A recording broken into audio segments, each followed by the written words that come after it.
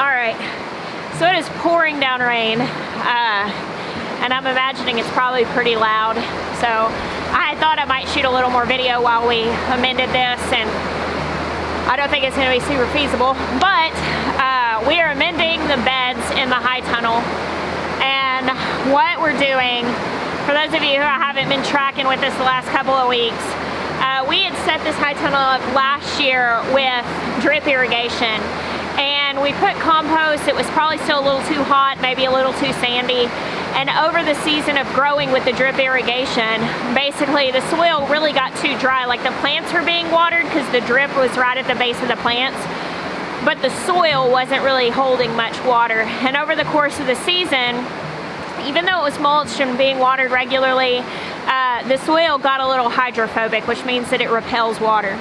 And so what we have been doing is a mixture of things, and it's probably gonna be kind of hard because I won't be able to pinpoint exactly what worked, but I'm just trying to get it to be better, is we are watering the soil with some water that has a little bit of soap in it, like pure Castile soap, and that will help break the surface tension of the hydrophobic soil. And then we are capping all of these beds with a mixture of a really mulchy, woody potting mix, manure, and some coconut coir and a little bit of peat moss. And before putting that down, I laid a real thin sprinkle of worm castings over everything. So basically the goal here is to add to the microbiome of the soil, add health back, and then get it covered with something that can hold moisture. Because even kind of desertified soil can come back to life pretty quickly. It's by no means, it's not horrible. It's just not great. I could have probably done some sort of like liquid fertilizer amendment and even grown in this season, but it would have just been that much worse next season. So my goal was to try to do as much as possible to actually make the soil healthy, not just to make it healthy enough to grow, but to make it healthy enough to be getting healthier year after year. And by getting it covered with this stuff, and then I'm gonna be watering it very heavily and regularly to give the soil underneath this layer a chance to develop some structure. We're also gonna be adding some worms to it, and just doing all of these things as we replant it for this season. So this layer that's going on, about 3 or 4 inches. I mean, it's a pretty good layer of stuff. We actually don't have enough stuff to finish all the beds today, but we got these done, and then we'll have to get some more stuff to do this one. You see, all of this stuff here was planted in soil that we had kind of amended a similar way, not as heavily, and it's growing really well. Of course, this bed gets more water because like when it rains, it kind of splashes in here some. So it's holding water a little bit better. What do you think, Bear?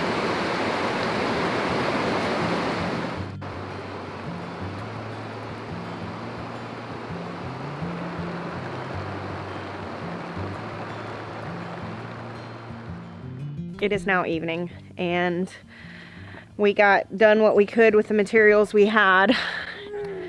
Waited for the rain to let up and then went back in the house. I've been working inside today, and it has finally stopped raining. Ugh, y'all look at that. 28-degree low. It's not so bad. You hush that. You hush your mouth saying that ugly stuff. Being hot-natured as I am, 28 sounds... I need to plant my garden. Sounds pleasant. No, I need to plant my garden. Sounds a heck of a lot better than 100 degrees in July. Ugh. You want to know what makes 100 degrees in July tolerable? Don't even say it. Tomatoes. Man, that rain today, it just makes everything grow. Hey, do you have some plastic or some cardboard? I want to put it down on that nut grass at the end of that bed before it takes... It grew like an inch since yesterday. Yeah, I looked for it. We didn't have it, so Ben's picking it up on his way out tomorrow. Oh, okay. Oh, the garden after a thunderstorm is magical. It is just so full of life. Can you feel it, Maya? Soggy. Bear's peeing behind you. He's running. Well, he's running the moment. That. No, I love how everything grows when it rains. Hey, I've been picking strawberries. Look, Maya. Coming out of the ground. Look at this beauty. Look, guys. These like have gotten significantly larger since yesterday. Harvest them? Well, yeah, you can harvest radishes at any size. I'm gonna let them get a little bit bigger because then I'll get more bang for my buck. Yeah, the parsley came back really well. We cut it back and it looks great. Look at this. There's some little ones. There's one. Go for it. Oh, these weeds. There's so much. Gotta get something down on these. Last year, this was hands down the worst spot in the garden. So weedy. And so one viewer suggested laying down a couple of layers of cardboard and then just cutting holes to plant in. And I think that's probably what I'm going to do right here, just on this side of this bed, because it's just so bad with this nutgrass, nutsedge. And so I was thinking the cardboard layer would probably be pretty good. And I may just plant things like squash that are kind of far spaced apart, so I don't have to cut as many holes, and maybe that'll be good. Someone else shared a tip recently in the comment section. If you guys don't read the comments and videos, they are seriously such a trove of information. And someone suggested, they said that their dad always buried the stems of squash to keep borers away. I don't know if that's, you know, effective, but I'm definitely going to try it, because vine borers are such a hard thing to deal with squash. And if you pile dirt up on the stems and keep them buried up deep, I thought that was an interesting thing. And I mean, it doesn't cost anything, doesn't take very much time. It's definitely worth a try. So how much rain did we get? Wow, that's actually kind of a lot. I got a new rain gauge at this is a local grocery store, gets cute stuff in, and I got one plastic because I remembered to bring my glass one in, and I guess one of my kids decided to help me when they saw it inside and took it back outside, and it ended up cracking. So we got 7 centimeters of rain, almost 3 inches. That's a lot for one day. It was raining really hard. So I asked the other day what you guys thought this was, and someone said it looked like hyssop, and I actually think that that's what this is. I think it may be hyssop because I had a hyssop plant here on the corner a year or so ago, and it just never got very big, so I assumed it was gone, but I think that it reseeded last year. Maybe. We'll see when it blooms. It doesn't smell like lemon balm because I have lemon balm, and it also doesn't quite smell like catnip, because I have catnip also in the garden, and I just am not sure, but I don't think that's what it is. Y'all, Ezra comes out and he rides his bike in circles and makes up songs, which is pretty cute. I think Ezra's actually gonna be very musical. There are cosmos quite literally everywhere, and I am so here for it. Our low is 42 tonight, about 5 degrees Celsius. So I'm gonna leave this open. I'm okay with it being exposed to 42-degree temps. Tomorrow night the forecast is lower, and the next night it's even lower, much more likely to freeze. So I'm gonna have to button this up tomorrow. I need to go grab the milking stuff and milk before it gets dark, but I'm gonna run back out here to the high tunnel real quick. I'm feeling really accomplished by the work we got done back here today. Doesn't it look so much better? I was nervous to spend too much time talking out here earlier with the rain because I wasn't sure what the camera would pick up. With this top layer, this cap, it's about 3 or 4 inches deep. It's a little deeper in some places where there was soil missing. But with this cap of different mixtures, soilless mixtures and soil and mulch, I feel very, very good about the health of these beds. Now, one thing we did do was we took the drip tape out of here that we had in here. We had 2 lines of drip tape down each bed, and we are looking at potentially putting soaker hoses in here. Right now, I'm not 100% sure what we're gonna do. Now, with things like tomatoes, watering from the bottom is better to keep moisture off the foliage, and that's kind of the benefit of a high tunnel like this, because you can keep them more dry. Therefore, you can avoid blight or fungal infections, stuff like that. So we need to find something that's bottom watering, and we might end up doing drip tape in smaller increments, just doing it maybe like every 6 inches, and that might be enough. I just don't know a ton about irrigation, and I need to educate myself more on it. We're actually going to take this down, and I'm going to turn that into an arch up by the front for cucumbers. Y'all see the difference between the fresh soil and the spent soil, and that's after that sprinkled with a little bit of worm castings. Look at my pretty calendula out here. It's got a bunch of buds that are getting ready to open. This is just going to be completely covered. That one's about to open, and this one is spent. Calendula is a great trap crop because its stems and leaves produce a resin that will attract bugs away from your plants that you don't want them on. And you can also dry the flowers out and infuse them in oil and use that on your skin or in other skin products that you make, like salves or soaps. Growing things like calendula and chamomile, like good medicinal flowers, such a great thing, because you can do that even if you live in town, even if you live in an apartment. And then if you've got those where you can harvest them and you can make body products, it's just a good skill to learn while you're waiting. And even if you can't grow them, you can buy them in bulk from online stores that sell like bulk dried herbs, and you can practice making those salves and tinctures and soaps and stuff like that, and be prepared for one day when you do have space to grow them. I actually learned to make infused oils and salves like that when I lived in town, because I really wanted a homestead and I couldn't have one yet, so that was one of the skills that I learned while I waited. Hey girls, you talking to me? You talking to me? Okay. Y'all, I wish I could convey to you how alive it feels out here after that storm. Can you feel that? You see how green it all looks? Come on, let's go get milked. Hey little girl. Hey little girl. Do you like how I'm using my fancy milk machine as a camera holder while I hand milk? Makes a lot of sense. Get up. Hey, that is not where your head goes. Come on. In the evening, we only milk 4 goats, so to me, it's faster to just hand milk them than it is to like sterilize the machine and everything. Plus, I kind of like it. It's very therapeutic milking goats.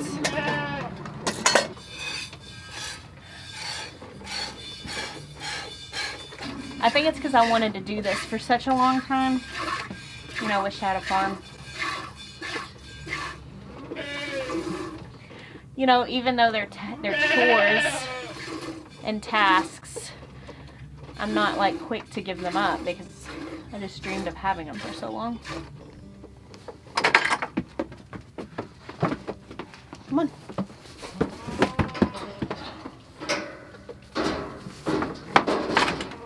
My milk stand's all wet from the rain or how damp it is outside.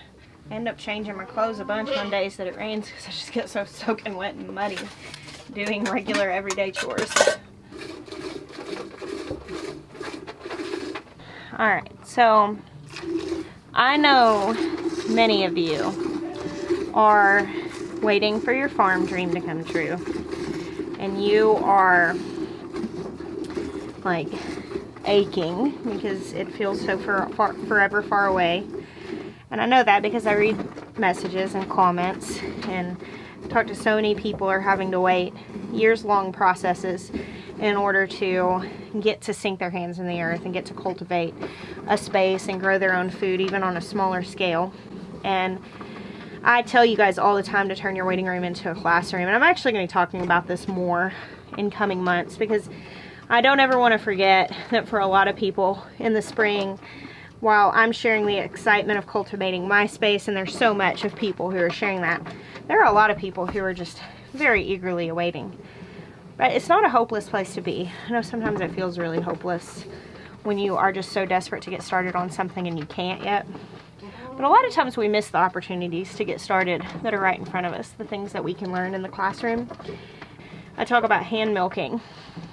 It's okay to like imagine those tasks and romanticize them in the waiting, because you never know, someday that might be like the very thing that gives you the oomph when the work is hard. Man, this time of year is like, it's butt kicking entirely. Like, it is exhausting. Someone told me the other day, you look really tired. I'm like, I am really tired. Like, there is a lot of work to be done this time of year. Kidding season, getting the garden in, preparing soil, moving stuff, building stuff. It's just a really, it's a demanding time of year. It's worth it, but it's demanding. It gets a lot heavier just over the next few months. It really takes a lot out of you. I'm so thankful to have learned to embrace the season of rest so I can go into this well rested. Sometimes whenever I feel like I'm falling apart in it, the thing that really keeps me going, it's remembering how much I wanted it. When I feel burdened by having goats to milk, I just think about how long I romanticize milking goats. when I feel overwhelmed by the amount of milk in my fridge and thinking, oh, I gotta do something with this. I need to make cheese. And like, it's crazy how when you get fulfillment of something you wanted for a long time, you can even be burdened by abundance if your mindset's not in the right place. And I cannot tell you how many times I lean on the remembrance that I wanted this so badly when it's kicking my butt. And so if you are in that season of aching and yearning, I want to encourage you, like, capture that feeling, because you're going to need it one day. Uh-oh, come on.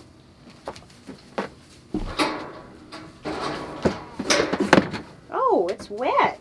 Be careful. Dot here has given me trouble since the day I got her. If I sat right there on the stand, like I sit with the other goats, she leans up on me and pushes me off the stand, and I'm like, what the heck? We got the milk machine. That's her milking her from behind, because you hook the machine up from behind. She's like a little angel. So now when I have to hand milk her, I just sit behind her, and she doesn't sidestep or anything. So whoever stand trained her must have milked from behind, which is funny because I have another goat, Mayhem. She's not in milk right now, but she will only let you milk her from behind, and I actually stand trained her. She was my first goat that ever kidded on my farm. And we had gotten these bred goats, and she wasn't supposed to kid until May. It was February the 18th, and we came outside. I had no clue what I was looking for. Like, we'd never done goats kidding before. These were our first pregnant goats. We'd had Miriam and Mayhem for like a year and a half, but they were babies when we got them. And anyway, I come out and I was like, man, her udder seems really big. I didn't really know what I was doing. I thought I had time to get prepared. And the next thing I know, all this stuff starts coming out of her, and I'm like, well, that's not right. We actually threw up this stall that I'm sitting in, like, while she was in labor. She ended up having the kid out in the yard. And Mayhem was the first goat I ever milked, and got her on the stand, and she was lived up to her name. She was a hot mess. God, that goat kicked me so many times. And then finally, I don't remember, somebody told me online, try milking her from behind. And I did. She wasn't hobbled or anything, but she would stand, and I'd have to hold one leg and milk with one hand. And that's just how I trained her. And now she's 6 years old, and she still prefers to be milked from behind. Like, she's a little antsy when you're sitting next to her, but you get behind her and she's fine. All the trees are budding, and the grass is all just turning so bright, and everything is just so green. I know there's a lot of pollen in the air, and it's foggy right now, but like, there's just this like emerald haze that happens on spring evenings that I love. I love when the green comes back. Don't you, Miriam? Don't you, Anna? Clover? Bear? Thank you guys for hanging out with me today. God bless you. Until next time.